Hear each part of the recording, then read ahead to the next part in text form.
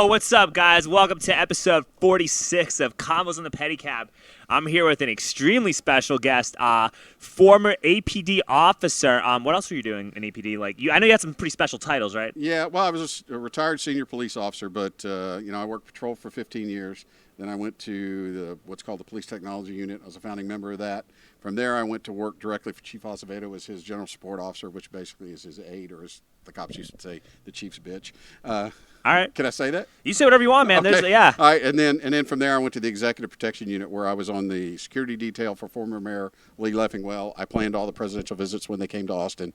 So, when President Obama was president, if he came to Austin, the very first car you would see in the motorcade was me driving. So anyway, what did. This guy, his name is Dennis Farris. So I got Dennis Farris coming on. I'm really excited to speak with you right now, man. There's been a pretty crazy week with policing. It's been a crazy year with policing. I think that personally we need to make there are certain pressing and immediate changes that we need to make in our police departments for the safety of our the betterment of our community, to get rid of the civil unrest, and also for the safety of our officers as well. Correct. And I think that I want to talk about some of these ideas, and Dennis is going to give me some inside baseball on what was going on with APD, hopefully, and some of the history behind some of the activist movements in Austin. So I'm super excited, and we'll also talk about this new DA and what it means, the new police academy that's going to happen, and we got a lot to talk about. Yeah. You want to start with the DA? I want to start with, you know what? Yeah, let's start with the DA. Yeah. So, let's start with that. Travis County elected Jose Garza as the district attorney in November. The guy has never prosecuted a criminal case in his life. So you hired a guy, we elected a guy, not me, I don't live in Travis County. Travis County elected a guy to run their felony criminal cases for a guy who's never done it. Yeah, that's pretty crazy. It's very crazy. And he's got some really off-the-wall ideas like giving murderers $100 bail because he doesn't think just because you've been accused of a crime, you should stay in jail. What, it was the ending cash bail or something like that? Yeah, ending cash bail. So what is that? What exactly is well, it?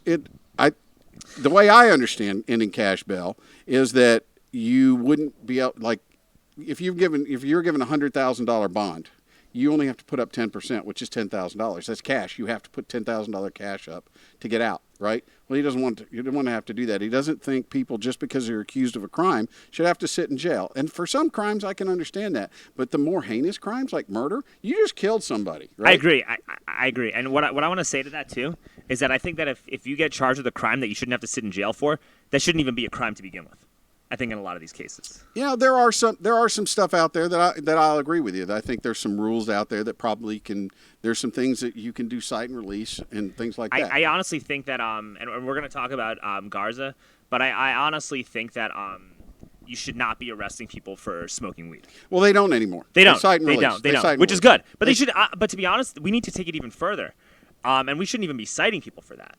Well, look, and until the law changes, and here, let me give you this. This is you're really gonna think this is a weird Sure. way of thinking, right? As when I was a cop, all right. I get called to your house because there's a smell of marijuana coming out of your house. I don't care. You smoking? Look, if you're smoking dope inside your house, smoke all the dope. You want to smoke a whole bowl? I don't care. Smoke a whole bowl inside your house.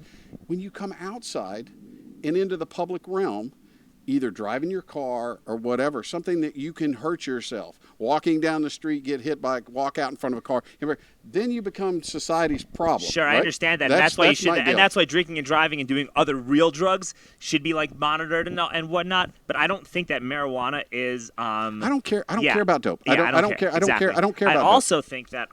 Here's my only thing though about that is, the smell bothers me tremendously. Really? Yes, it does. It bothers me tremendously. Well, I'm sorry. No, but that's okay. Yeah. That's all right. It bothers me. But if we're going to tell people they can't smoke cigarettes in public, then we should tell them they can't. And when I say smoke, I mean I'm not saying make it illegal to smoke, but at the same time, if cigarette smoking in secondhand smoke is offensive to people, then marijuana cigarette smoke should be just as offensive to the same people. I'm telling you, I'm talking to the politicians. The politicians that are okay you don't want you smoking tobacco, but it's okay to smoke weed. Well, I'll tell you the It's two difference. different Though. I'll tell you two the different- difference. Okay. Because when you're breathing in tobacco smoke, you're breathing in like harmful pesticides and horrible Right. chemicals and whatever. When you're breathing in marijuana smoke, you're breathing Well- in literally a plant that comes from the ground. If like that. if it hasn't been laced with something, and you have people that and lace that's them why with it's got to something. be legal, and Right, you got and that's why you got to right. that's why you have to legalize it, and that's why also I got like Brian Slayton coming on. I'm going to talk to him about that. The guy who wants to name 35 the Adler Public Restroom Highway. That's great. And I'm like, I really want to know about that because I want to testify in favor of that and get people on board with this because I think it's the best. It's probably the best, if not most important bill of the legislative session. But I also want to talk to him about why the Texas state legislature isn't trying to give us all legal weed because there's multiple coming. reasons. There's multiple reasons why, right? Like, A, we need the tax revenue because of all this shit that happened with the pandemic, and B, there's so much there's so much open space in Texas, and there are so many rural communities that have gotten decimated by globalism and globalization and all this bullshit that was not the fault of the people in the town. And if you start legalizing weed and you allow like these farms to start producing marijuana, you create jobs. You can revitalize a whole bunch of small towns and get rid of this whole Agenda 21 New World Order bullshit that's coming. So I think that. Let me tell you something. The day they legalize marijuana, I will be the first one in line to open up a dispensary, and I'm going to call it Smokey and the Bandit. Good. And I also let's talk. Like I'm on this topic, right? But me and my last guest, she's a purple belt in jiu-jitsu and stuff like that, right? Uh-huh. And we were talking about like this goes back to policing. I don't think that police should not be allowed to smoke marijuana. Like I don't think that like you should. I don't think that smoking weed should preclude somebody from being a police officer. Oh no, and it doesn't. There's a certain now, and I'd have to go back and look at the recruiting requirements. But it used to be a completely disqualifier. Yeah. And now it's not a completely disqualifier. It has to do with the amount of time. But that's, listen, and it's because it's against the law. That's the reason. It's if you're going to look, whether you agree with the law or disagree with the law. Let me just throw this out there. As a police officer, whether you personally agree or disagree with the law, right? You swear an oath to uphold the laws of the state of Texas and the United States. You can't break them. You also swear an oath to uphold the Constitution. Too. And right. When you talk about upholding laws, I didn't see our police upholding mask wearing or social distancing or any of these quarantine stuff, even though that was a law, and that actually made me start liking APD a lot more. That's a city ordinance.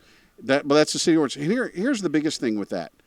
There's not enough cops in Austin to enforce that. And even if there was, they shouldn't ever enforce it. They shouldn't. And the cops didn't want to do it. Yeah, but the cops didn't want to do that. You know what, though? That made me change my whole tune on policing because I used to really not be the biggest fan of cops and whatnot, right? You know, but I didn't really hate them or anything because I never had bad experiences, and most of my experiences in Austin with APD were super positive, right? But if I didn't start if you don't come across them in your everyday life. Yeah. You don't give them a second thought. No, exactly. But I've gained a lot more respect for law enforcement because of the fact that they didn't enforce these tyrannical mandates. So that's what I'm trying to. They didn't want to. Exactly. They didn't want to. There's a lot of calls they don't want it. There's a lot of stuff they don't want to. I'll be honest with you. There's a lot of things they don't want to enforce. Look, as a cop, I didn't want to go to your house at 11:30 at night because your music was blaring because your neighbor was too silly to go next door and knock on your door and say, "Hey, man, turn your music down."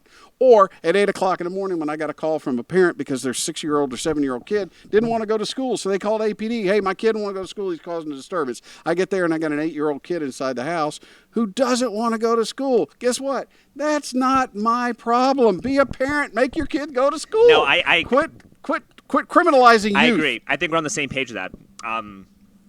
I also think though, you got to change the weed requirements have to get changed for police officers, and I know that they made some improvements with that, right?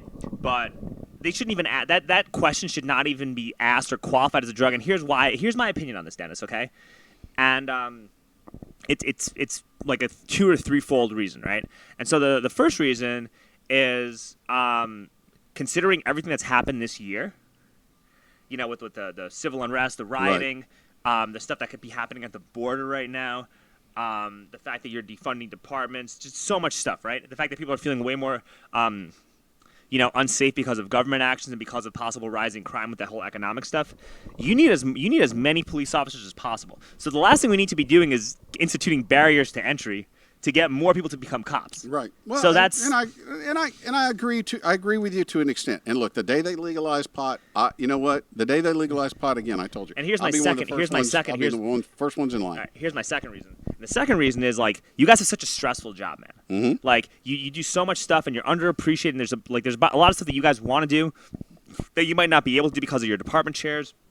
And all that stuff, and then like you get no respect or thanks from the public. You're not firefighters. People love firefighters, but everybody like hates cops. Like nobody. Well, you know likes... why? You know why people don't like cops? Because most of the time, 95% of the time you interact with the police, it's bad. Yeah. It's a bad. I mean, it's a traffic stop where you might be getting a ticket. It's police officers encounter people usually on the worst days of their life. And that's what I'm saying. Like you guys are overworked and underappreciated, and with those two factors in mind, you deserve to smoke. Like, so here's it.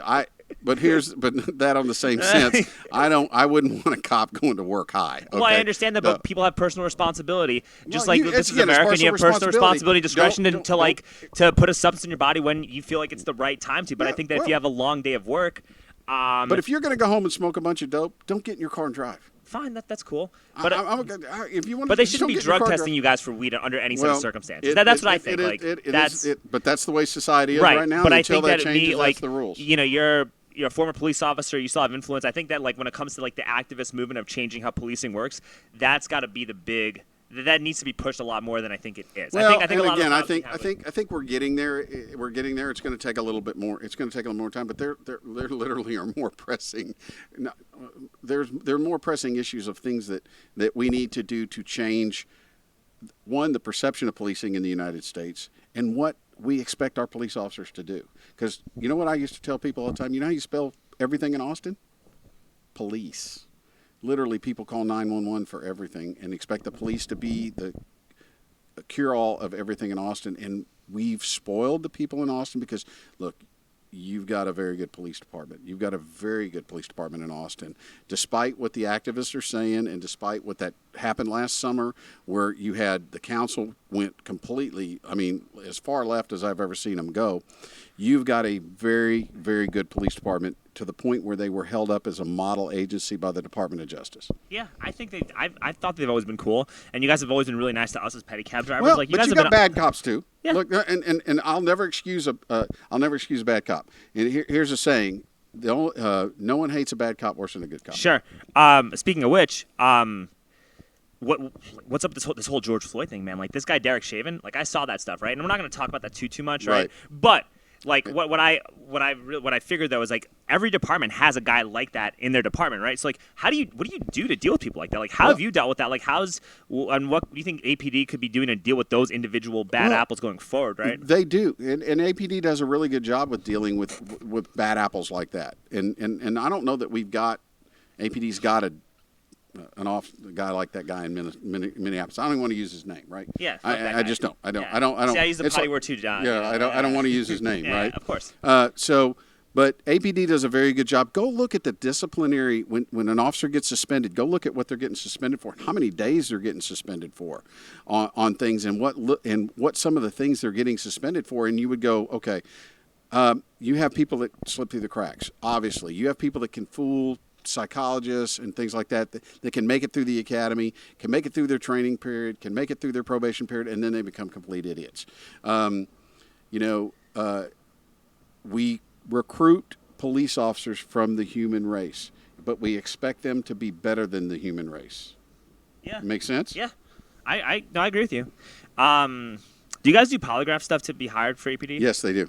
So that's another thing too, back to like and this is the last time I'm going to talk about the weed thing, right? Right. But like almost every single grown adult either smokes or has probably smoked weed within the past like year or so, right? So if they're telling you except you're looking at one that hasn't. That's great. But like for the most part, right? I don't condemn in you general, for smoking dope. If you want to smoke dope, I'm not going to commend you. I'm not going to condemn you for it. It's fine. I appreciate that. But anyway, I mean, psychedelic therapy, it's a beautiful thing, Dennis. But anyway, what I was saying though is that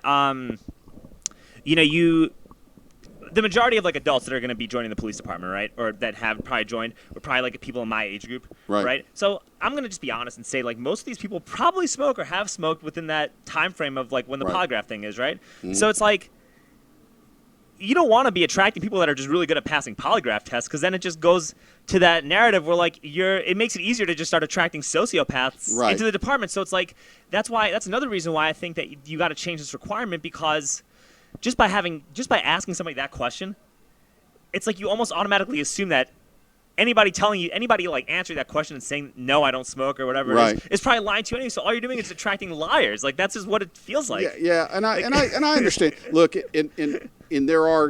they have tremendously changed the requirements on that. From when I started, it was you couldn't have ever smoked dope, right? Yeah. And now it's and I don't know the time frame, but I know it's not. I don't know whether it's in the last 6 months, or whether it's within a year, But cops or are the also a last lot more 6 chill months. now than they used to be. You notice that too. Cops are a lot more chill now than they were when I was a kid.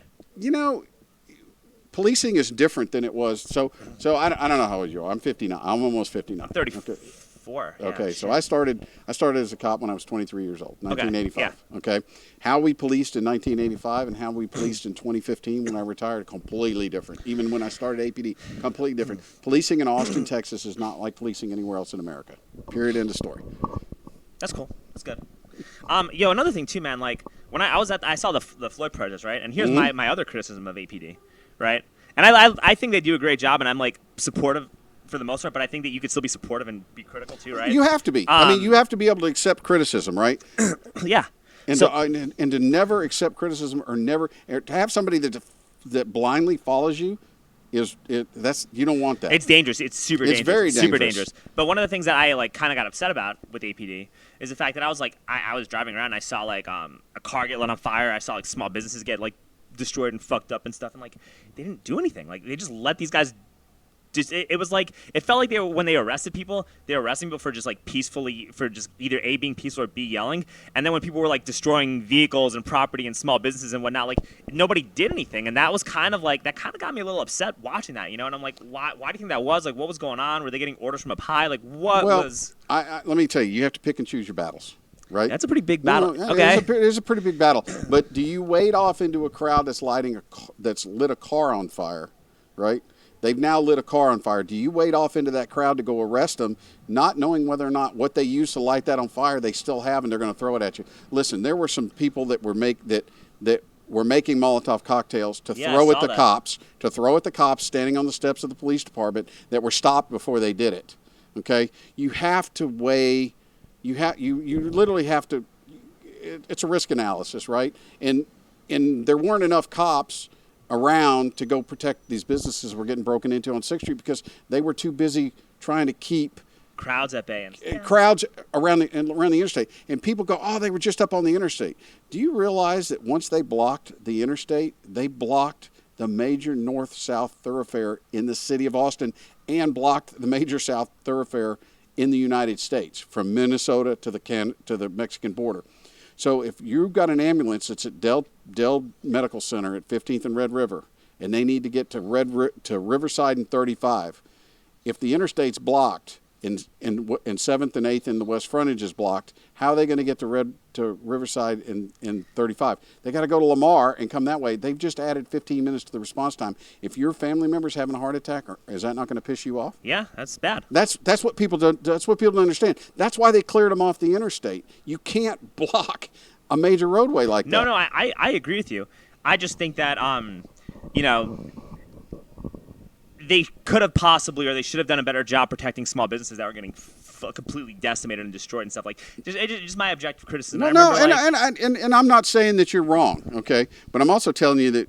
I'll say this much: you had the mayor of Austin, Mr. Adler, and I just refer to him as mayor, and I never do that. Got on and said minor vandalism is okay as long as nobody dies. Didn't he say something about property crime or breaking in? Like just recently, there was some weird. No, thing that's the county attorney that basically said that they're not going to prosecute anybody for criminal trespass in a non-habitation. Criminal trespass or like criminal? Like what if they're breaking in and stealing things? Like so let's say you've got a business. You've got a the Pedicab business. Your deal here. Some guy jumps over the fence, breaks in, and you come in here in the morning and he's laid out sleeping in here, right? That's fine, yeah. That's criminal trespass. That is, yeah. Okay? That's against the law. Yeah, I agree. The county attorney is not going to prosecute that. You break in, they basically said that it's okay to break into a business. And as long as it doesn't harm anybody, it's okay to break into a business. And that's when chaos and anarchy starts. Does that quantify stealing, though? Or Well, I don't think they're going to prosecute anybody for that. Stealing. Right, but then what if me as a business, I mean, I'm not an owner, right? But if you're a business owner, or you're someone who works in that business and you see that, what if I like take it upon myself to throw that guy out of my business and he gets You hurt? have the Am right. I gonna get prosecuted No, under you're this not. You county have- attorney? Like, no, you're not, because you have that right. The Castle Doctrine it covers you in your business too. even if I'm a worker there. And if you're so you're the guy that opens the business up in the morning. No, well, I'm not. I'm just No. You're working there, but let's say, but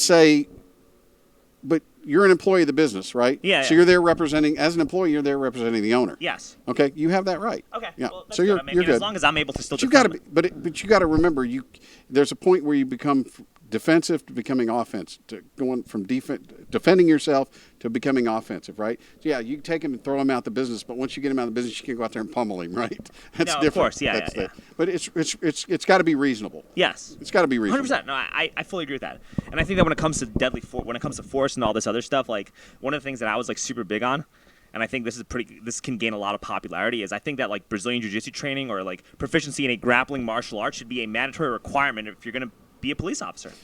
There are a lot of officers that do. I know. There are people that I train with at 10th Planet who are cops, and they're like the best people in the world. Right. And we want more cops to be like that, and I think that it would really do a And great they job do of that. restoring. They do teach hands-on. Yeah. At the academy, they used to. That's one of the things they complained about, is that they felt the officers were were not, by training to do that's too violent. No, you have to, because this way they're less likely to shoot somebody. You know what I mean? Like if you're proficient in hand-to-hand combat, you're less likely to feel scared enough to use a gun. That's what I think. I'm like, not. And when an officer uses a gun, it's not because he's scared. It's not because he's scared, even though you use that terminology, feared for my life, right? Being in fear of your life and being scared are two different things, right? I will tell you, and I'm going to pose this question to you. You and I'm an APD officer. Yeah. You run into Dennis Farris, senior police officer Dennis Farris, on the street. Sure. Okay? We come across, we're standing there talking. Is there a gun involved? not to my knowledge. Really? I mean, you have one that you're carrying. Bingo. Right? Yeah. Bingo. But I don't know. No. Every encounter somebody has with a police officer, there's a gun involved, right? Think about it. And it's only the officer's gun until it's not his gun. So people go, you can't shoot an unarmed person. That's a little deceiving, because if you and I get into a fight and you and I fighting, now I have to protect that thing that's on my side, that gun I'm carrying, and I have to protect the taser I'm carrying. Right? So I'm fighting you at a disadvantage automatically. Because you have a weapon, and people think that because you have a weapon, you have an advantage. But in all honesty, like that's one more thing for somebody to take from you. Exactly, it can be a disadvantage. Okay, so that. people will tell you, well, you had an encounter with an unarmed person. Well, yeah, you did, but every encounter a police officer has with somebody, they're armed. I will tell you, I would love the day that police didn't have to carry guns. I would rejoice and sing from the top of that building over there the day cops don't have to carry guns. But the reality of this world is they have to.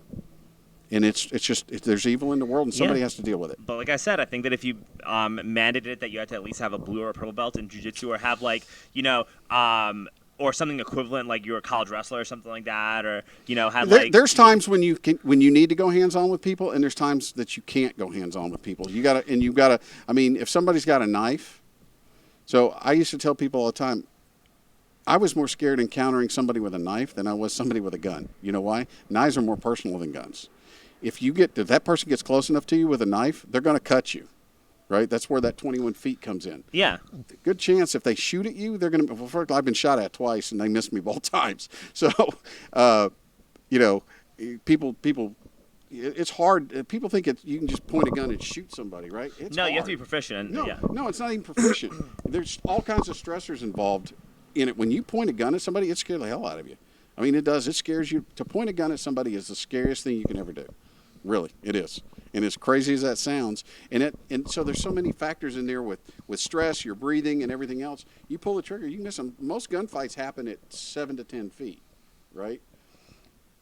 You start shooting, and they say, well, the officer shot 22 times, but he hit the guy 3. Where'd the other 19 bullets go? They went everywhere because you're just pulling, Hey, so that's just how are they? How does the APD deal with like stress management then? Well, they have a couple different things. They've got their peer support group, and then they've started doing this rapid eye movement thing, EMDR, that they offer.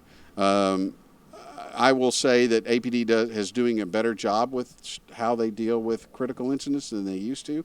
Back in the day when I first started, you'd have a critical incident, they were like, hey, Dennis, shake it off, go back to work. No, I'm not talking about that. I'm talking about how do you deal with stress management so that when you're in that situation, you can like control your breathing. Well, better and deal with that. Like, it's stuff that's taught in the academy. It is taught to you. They put you into stressful situations in the academy so you can see it. Sure. Are they what's the culture of like yoga like in the APD? I don't know. I know that'd be a good question, right? Like you would think that you would want to like, or the city should like subsidize like Black Swan or some of these like small yoga studios to come in and teach yoga to like the police officers and have them like be a little bit more mindful and meditative so that when you do go in that situation, maybe you'll be a little calmer. So, you don't have to fire 22 shots to hit somebody 3 times. You could fire 8 shots. Well, I'm just saying, maybe I'm throwing hypotheticals. It seems like it's pretty... and I agree with you. Unfortunately, though, once most police officers, and this is something that's wrong with the profession, most police officers, the day they leave the academy, don't do any physical training whatsoever. Yeah, that needs to change immediately. Well, but again, it's all about this, right? It's all about the money. Because when are they going to train? When some of them take it upon themselves to train on their off-duty time. Some of them get time, like the SWAT guys. The SWAT guys get time to train. You want those guys in good shape, right? So, but again, it's all about time management and how you work a 10-hour shift. You get off at 3 o'clock in the morning. You go home. You go to bed. By the time you get to bed, it's 4:30. You sleep 8 hours. It's 12:30. Now you get back to work at 5. Hey, Dennis, what are the majority of like 911 calls related to? The majority of, as crazy as it sounds, the majority of 911 calls are disturbances. A lot of them are alarm calls. You have some really silly 911 calls, like I talked about, loud music. Yeah. Kids not wanting to go to school. A lot of alarm calls, stuff that the police really shouldn't be responding to, and the police don't want to respond. So, is there a way to like eliminate those calls or like change those laws in some capacity so that this way when the police are on duty they have more time to actually train and become better at hand-to-hand combat and do yoga and do stuff like that so they can become better, happier cops, right? So that's one of those things where you were talking about police reform. That's one of the things that you have to look at. You have to start looking at what calls shouldn't police go to. Remember when I said a little while ago, I said, how do you spell everything in Austin is police? Yeah, right. Yeah. So you have to really... But you have to look at it from the standpoint of let's try to make their job to where they have more time to do community policing and stuff, not just we're going to take it away so we don't have any more cops. Yeah, I agree. Right? You've got the group out there that wants to do away with cops taking certain types of calls, not so the officers have more time to go do other things so that you can have less cops. There's a difference there. Oh, I know. And there's a whole activist movement that's really more about making money. And conning people than it is about actually instituting meaningful change. We'll get into that. That's my opinion. Right. And I'm not necessarily saying you're wrong. Yeah, I believe you. I mean, there's money to be made in every single avenue. Like everything's about chasing the almighty dollar. There's always an opportunity in every aspect and every avenue that we travel to. What were we talking about like just 2 seconds ago? Because I was trying to segue into something. I literally just had a brain freeze. We're talking about jiu-jitsu and hand-to-hand stuff and. Yeah, hand-to-hand stuff. Getting rid of certain laws and whatnot. All right. Oh, yeah. Here's what I was talking about. Okay. So one of the weird things that I noticed was that, like, before the defund police crowd became the defund the police crowd, they were the, we're going to call the police on you if you're gathering with more than 3 people outside your house because of COVID crowd. Or because you're violating short-term rental rules. Right, but mainly it was like a lot of the defund the COVID police crowd were the types after. Like before all this defund police stuff happened, those same people were like calling the cops people for having parties or calling the cops on people if they went into their business and opened it up or doing stuff like that. Like they were like, yeah, we need to call the police because of this, and then those same people are wanting to defund the police. It was crazy to me, man. All right, so let me ask you a question. When the city council members this past summer, felt threatened, who do you think they called? They called the Democratic Socialists and the Austin Justice Coalition. Come on, man. Yeah, that's actually who they were afraid of. Okay? I know, The council members, cops in front of Allison Alter, cops in front of her house. Kathy Tovo, cops in front of her house. Even Greg Kassar, cops had cops driving by. He wanted cops driving by his house to make sure his house was fine. These guys, police are the bulldog, But how are the cops still doing that, though, right? Well, they have to. No, fuck that. Like, you still have I'm not to, disagreeing like, with you, man, but you still got to, like, stand up to tyranny, right? Like, I mean, I'm not going to, like, I don't want to use that word, like, loosely right. or whatnot, right? But like, okay, man, if I were in charge of a department, maybe this will probably make us all never be a cop again after hearing this. But like, if I were in charge of a department, right, or if I were a police officer, and a politician or an activist that wanted to defund me and make it harder for me to do my job was in any kind of distress, I'm taking my sweet fucking time to get to that guy's house. Like, I'm not helping this person. Fuck that guy. That's called depolicing. And it's I'll be honest with you. It's happening in Austin. Yeah. The cops doing proactive policing in Austin is way down because it doesn't benefit them to be proactive. No. Why would I go out and be proactive when I'm being proactive for the people who are MFing me? Yeah, exactly. Or the people that you're trying to be proactive for fucking hate you. Right. Or like, and that's just it. Yeah. So here's the deal. This is what I tell people all the time. And I get in. I try not to get into Twitter wars with people, and I try never to call somebody name on Twitter. I try that too. I don't want to be. I love like Teddy Roosevelt, but I don't want to be that guy. No, Teddy's good cool. dude. I love him, but I don't want to go that route on social media. Here's the deal. I have so many times wanted to call Greg Casar dipshit on Twitter, right? But I can't. I stop myself, right? I do, and I try to be better, right? I try to be better than that, but You want to know something funny? I didn't mean to interrupt you, but like I've met Greg Casar like twice when I was running for mayor and stuff like that. I met him the night he got sworn in. I mean, when my interactions, my like brief interactions with him were never negative. Like he was like a pretty cool. Like talking to him in person, he seemed like a pretty like chill, fun guy to talk to in person. But he's got some bizarre. I mean, his whole upbringing. Look, they talk about white privilege. Look, my parents worked 2 jobs. My parents both worked. Put me and my brothers and sisters through school. Right, give us a good life. My dad was an engineer at IBM. My mom worked in the credit bureau at JCPenney. Right. We earned everything we got. Greg Casar's father is rich as all get out. He lives in a big mansion in Houston and paid for that sorry chump to go to school in Virginia at the University of Virginia. He got a high-powered education at the University of Virginia, and he comes across as if he's a man of the people. He ain't a man of the people. No, it's so fake and disingenuous. Oh, it's very so well, and he's fake. Not even. He's Persian, right? I believe it. Yeah, I heard that. Look at a picture of him, and then get Ahmed Ahmadinejad, the guy that used to be the president of Iraq. Put the picture of the two of them next to each other. They look alike. So anyway, let me go back to what I was talking about on Twitter. Israelis and Middle Easterners and Mexicans look very similar. Well, anyway, but he's not Hispanic. Okay, he's Persian. So, but let me go back to my point about on Twitter. What I'll tell people that come after me on Twitter or come after the cops on Twitter, you know what I tell them? The last thing I say to them is just remember this: it doesn't matter when you get in trouble and you call 911, the cops are going to show up to help you. It doesn't matter if you MF'd them 5 minutes ago; they're going to be there to help you. Look at what happened when you had people getting hurt during these protests and these riots. Who were the first people there helping them? The cops. Yeah, but the same people they were throwing rocks at 5 minutes earlier. I was down there when Garrett Foster got shot. Did you know that? No, but there were a lot of people down there, and that was an unfortunate incident. It was a really shitty incident, and my honest opinion is I think that was like that was a murder. From talking to those guys and seeing kind of the video, and I actually know, like, generally speaking, man, like a lot of these protesters, I don't trust their word on a narrative, but some of those people that were in those lines, I've known them for years because they work at like some of the coffee shops I go to and stuff like that. So if they're gonna tell me what they saw, I'm gonna believe them because they seem like genuine, honest people. And I also think that like.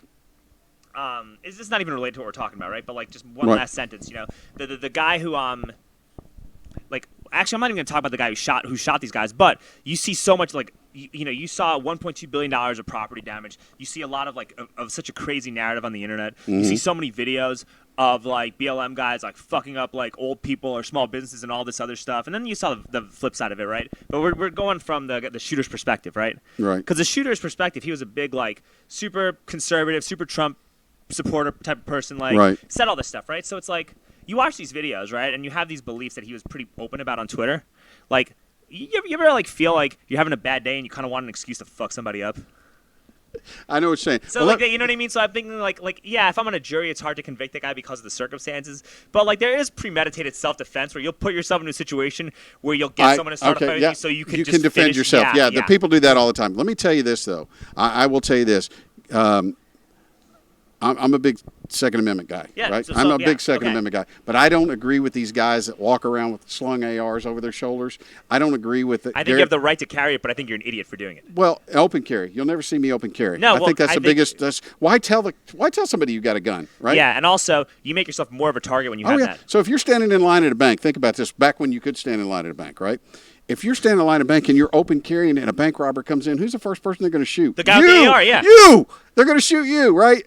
Why tip your hand. And then you see these guys walking around with 6-shooters strapped on their legs with belt loops, with the loops with their bullets in the loops, right? And they're 6-shooters, like Old West 6-shooters, and they're carrying them walking around. I'm like, unless you train with that thing every day, how are you going to reload it? I mean, it's stupid. So the fact is, I don't think on either side of the aisle, these guys walking around carrying weapons and openly carrying AR-15s or AK-47s, I think that's the dumbest thing in the world you can do. It really is. Why? Because you're asking, you know what? You're asking for a fight. You're asking, right, you know what you just said, putting yourself in a situation where you have to defend yourself? That's exactly what they're doing. And maybe that's crazy coming out of a guy that was in law enforcement saying that, but I don't like these guys that go around the state capitol with their guns. I don't think that right should ever be taken away from you. No, you're not taking it away, but why would you? I think you're a little silly if you do that. Just because you can't, just because you can doesn't mean you should. I agree. Does it make sense? Same boat. But anyway, back to this Garrett Foster thing, right? So I was there. I didn't see him die, but I heard the gunshots. Mm-hmm. Okay. Cops came right away because ambulance took a minute, right? And I don't think it was because like the streets were blocked off or anything, because it was like it just takes a while for EMS to get there. Sometimes it happened. They're spread thin. By the way, they're spread thin. It happens. Also, like COVID hospitalizations were higher. There was probably a lot of shit. But either way, man. That digressing, right? Cops are there, and like none of they were there and they did their best to help him, right?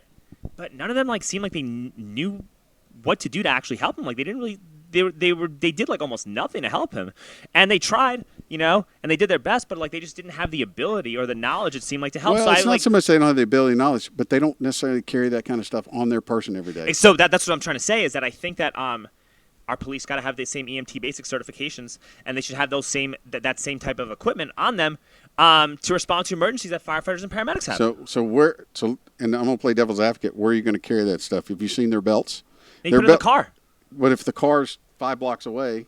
You can park it downtown. You remember now, most of the officers that work downtown are on foot or on bicycles. So storing that stuff, it's a storage issue. And you do on patrol, you do have first aid kits in their cars out on. The guys that are out on patrol do have first aid kits in their cars. But DTAC is a different animal altogether. You can't compare DTAC to Adams Sector, which is Northwest Austin. You can't compare how the cops respond to calls down there the way the guys. What if they started? What if we invested in giving them mopeds to put all that stuff in? Right. I mean, seriously, why can't they use mopeds to put that in there? It's right? money, and dude, everything's money. And I honestly, I'm not a defund person. I think we should give APD more money, but we just got to be a little bit stricter about what that money goes for. And there should be like more community input on how that money's spent. But I think that's what you're seeing now. Yeah. But I have no problem like giving them mopeds if they have to get EMT basic certifications, and the purpose of having mopeds is to put like protect like PPE and like gauze and tourniquets and the same stuff that firefighters. Well, they do carry tourniquets on their belts. Officers every APD officer carries a tourniquet on his belt. I think that making sure that they have like the same medical qualifications as a firefighter or a paramedic or an EMT worker.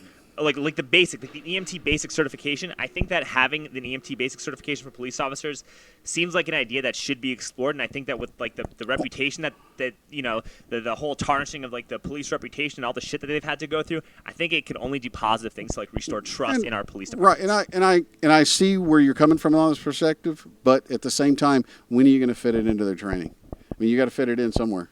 When do you fit it in? I mean, at some point, you've created an academy that, as it stood before they reimagined it, whatever they just called it, it was 32 weeks long. Sure. It should be longer.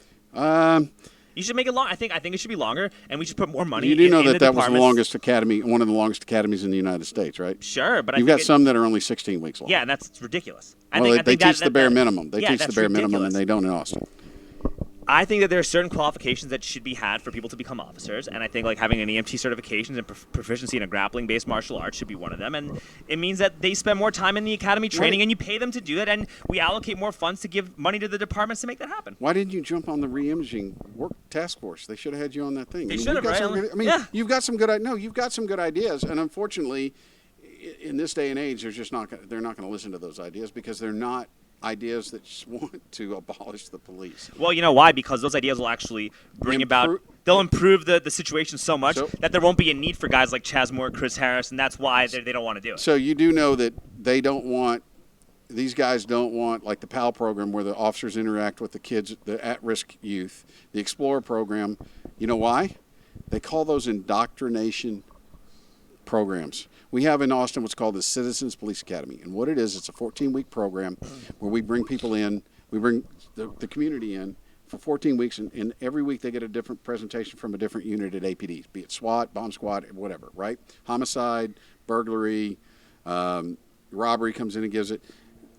Chris Harris was asked, why don't you go to that class? He goes, why would I go there? That's an indoctrination class.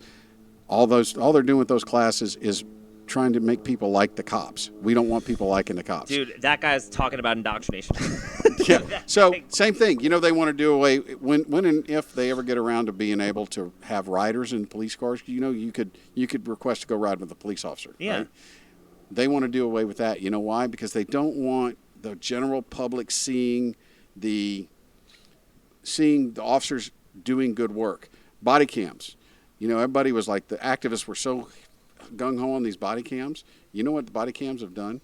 They've showed what we've been saying for years about the police. The police are actually good folks, and they're doing good work. Yeah, they do catch bad things, but majority of the body cam video shows officers doing the right thing, and the activists don't like it now because it's actually showing good things.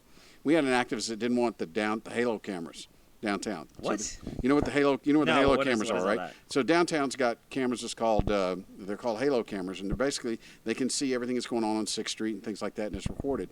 So when we went to get those halo cameras in the mid 2000s, the activists didn't want them, because they said, well, you're going to catch people doing stuff down there that you don't necessarily want to say. Look, the Supreme Court's already ruled that you have no expectation of privacy in public, right? So she goes, we don't want those cameras. And then they were being real picky about the in-car audio, the in-car cameras. Okay. Because if you're walking down the street and an officer's on a traffic stop or whatever, and he's on a stop, and you walk by his car, so you got some Joe Blow that's walking down the street and he's got his girlfriend with him, and he shows up on the video. Maybe his wife sees it and he gets mad, right? He gets in trouble. So the activist said, we don't want the halo cameras because you might catch people unintentionally catching people. And Chief Acevedo told that activist, okay, I'll tell you what, then we'll get rid of the in-car cameras also, because those are going to catch people too. And they went, oh no, we can't do that. Why? Because we want the cameras we want the cameras looking at what the cops doing. That same activist wanted alcohol interlocks on patrol cars. That makes no sense. It's almost like you have an agenda. And That's exactly what it is. You have an agenda, it's an and agenda. there's money to be made. There's money to be made criticizing an agency, and if the agency does a good enough job and people are less upset, then all of a sudden you got to find something else to do. So let me ask you a question. What's going to happen when all this reimagining, everything happens? The academy is now different. I don't even know what's in I don't even know what a typical day in the academy. I don't think anybody does. Though, right? I don't think anybody knows what that's going to be. But let's say we do all that, right? Let's say we do everything they want us to do. Okay? And then we're doing it. What's the next thing they're going to step up and complain about, right? Years ago, the Austin Police Association, who is the bargaining agent for the police department, were the ones that came up with what at that time was the police monitor. It's now called the Office of Police Oversight. Okay. That was the cops' idea. Now they got rid of it. No, it's still there. The OPO is still there. I thought they tried to defund that or something. No, not defund the OPO. No, they're actually giving the OPO more money. Okay. But what people in these activists won't acknowledge is that the OPO was the idea of the cops. It wasn't the idea of the public. It was the cops are the ones that came up with the idea of this oversight in the first place. They're the ones that championed the oversight, and they're the ones that said, yes, we want this oversight. But everybody's forgetting that now and think that the cops are the bad guys. Hey, how come you guys don't have personal liability insurance? Because you have qualified immunity. Yeah, so what's the deal with that? Because I feel like qualified immunity means that I can't be sued. That I am basically, I have immunity from being sued where I can't lose my house, I can't lose my car, I can't lose my bank account because of an action I took at work. It's called qualified immunity. And I think there's two sides to that. There are two sides to that. But the bad side about doing away with qualified immunity, I stop you on traffic and I give you a ticket, and you decide you want to get out of the car and start fighting me, and you and I get in a fight. Yeah, then they could sue you. Then you sue me for that. Yeah, look, we live in the greatest country in the world.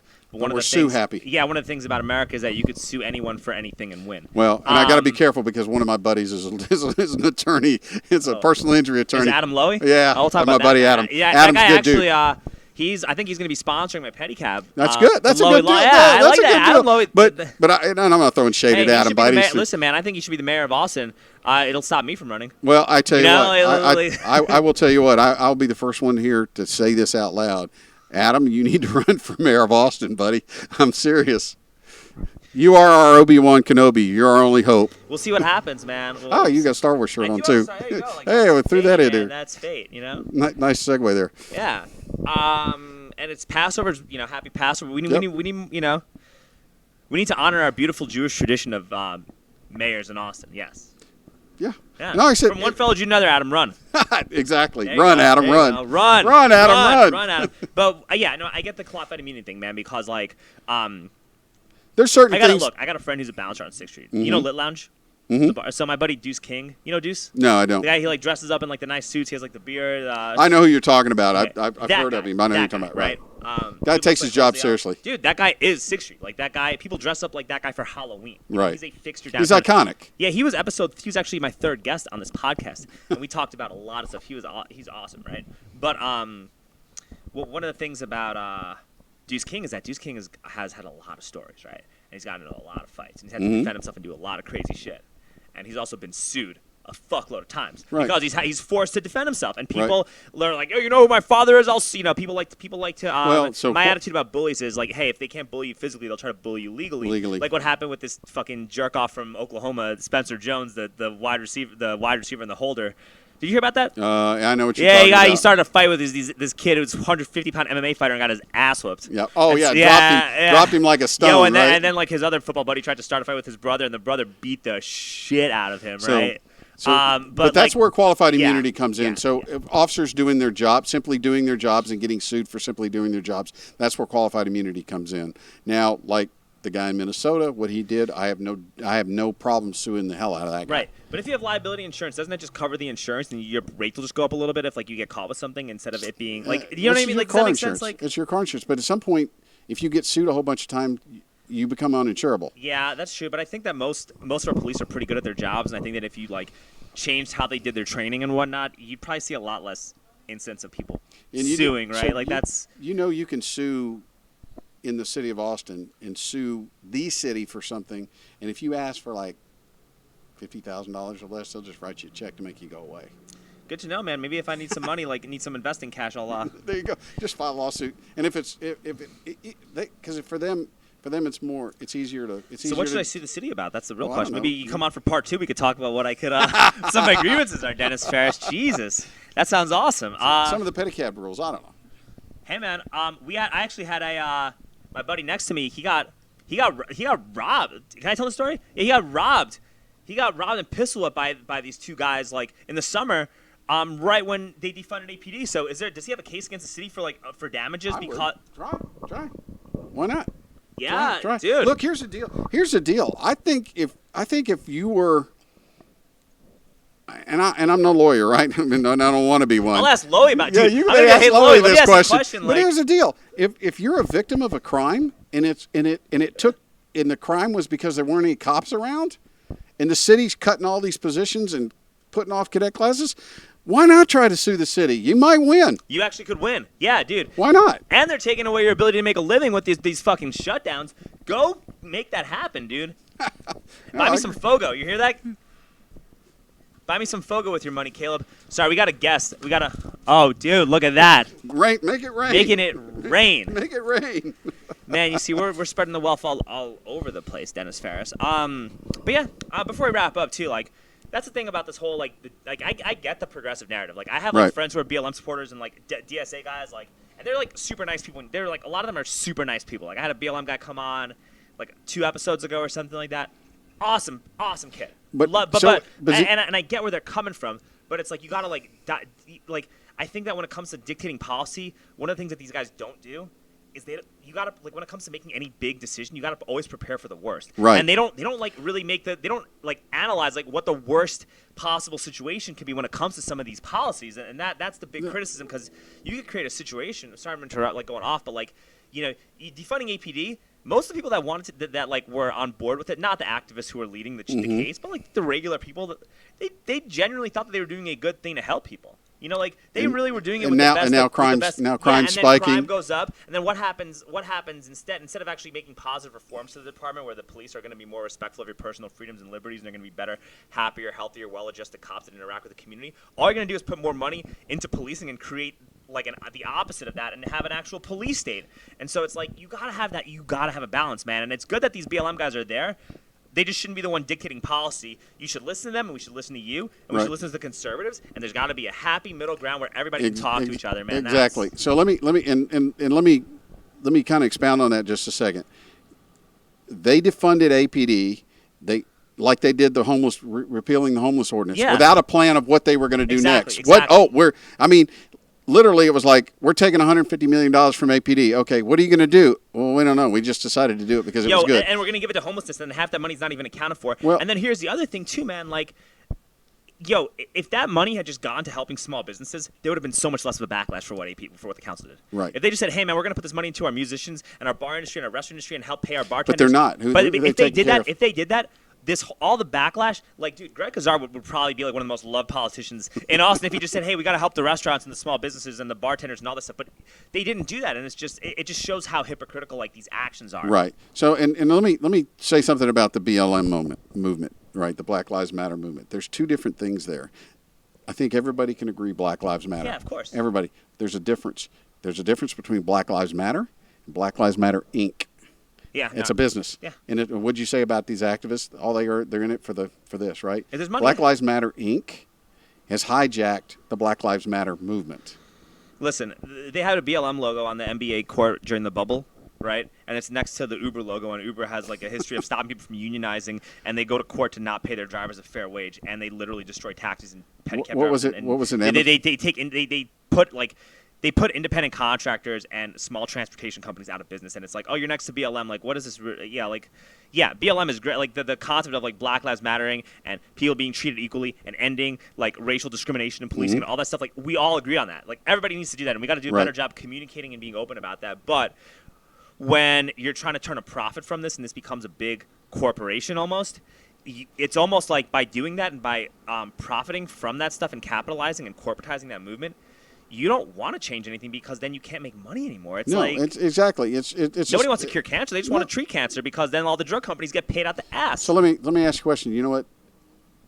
There are treatments out there, and I'm going to throw this out. There are treatments out there for COVID that are proven treatments that worked for people. And I'll use the word ivermectin as one of them. But ivermectin was out there already. The big pharmaceutical companies couldn't make any money off of ivermectin. They had to come up with a new vaccine. I'm just telling you, everything's about this,